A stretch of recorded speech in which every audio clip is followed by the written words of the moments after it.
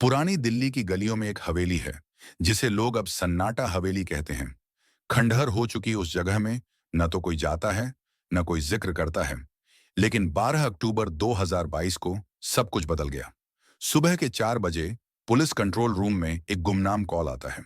Collar बस एक वाक्य कहता है, पुरानी हवेली में सन्नाटा अब किसी की सांसें रोक चुका है। इंस्पेक्टर देव चौधरी, जो पिछले 6 महीने से सस्पेंड था, उस केस पर वापस बुलाया गया।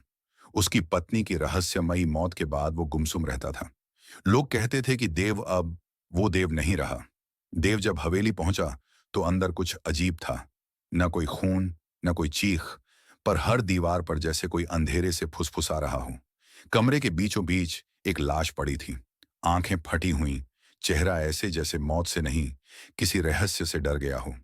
उसकी हथेली पर 3 बिंदु घुदे हुए थे, एक त्रिकोण जैसा चिन्ह।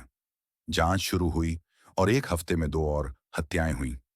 हर बार वही निशान, कोई सुराग नहीं, कोई कनेक्शन नहीं, सिर्फ 3 बिंदु और वो अजीब चेहरा जो मरते वक्त बना था। देव ने पुराने केस फाइल्स खंगाले और पाया कि 1994 में भी ठीक ऐसे ही 3 कत्ल हुए थे। उस केस का नाम था 3 बिंदु का राज, लेकिन फाइल अधूरी थी।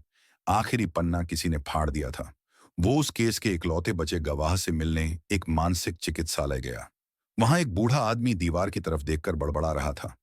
सन्नाटा बोलता है, सन्नाटा सुनता है, और जब जवाब नहीं आता तब वो ले जाता है।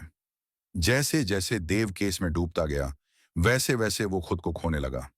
उसे अपनी मृत पत्नी की परछाई दिखने लगी। हवेली की दीवारों पर उभरे बिंदु अब उसकी खुद की हथेली पर दिखने लगे। एक रात वो फिर उसी हवेली में पहुंचा और वहां एक कमरा मिला जिसके अंदर एक पुराना कैमरा, कुछ फोटो नेगेटिव्स और एक टेप रिकॉर्डर था। टेप प्ले किया तो आवाज आई, सन्नाटा मत तोड़ो वरना वो तुम्हें भी कहानियों में बदल देगा। अंतिम मोड़, जांच की तह तक जाते हुए देव को पता चलता है कि 1994 में जिन 3 लोगों की हत्या हुई थी, उनमें से एक उसकी पत्नी की मां थी, और तब के मुख्य संदिग्ध का नाम था राघव चौधरी, जो और कोई नहीं, देव का ही पिता था। केस को बंद करने के लिए देव की मां ने सबूतों को मिटा दिया, और वो त्रिकोण, एक परिवार, एक अपराध, एक रहस्य, बस सन्नाटे में दब गया।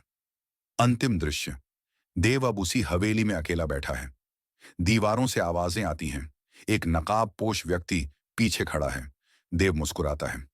अब मैं समझा सन्नाटा क्यों बोलता है, क्योंकि उसे वो सब याद है जो हम भूल जाना चाहते हैं। ब्लैक स्क्रीन, एक आखिरी आवाज, अब अगला कौन?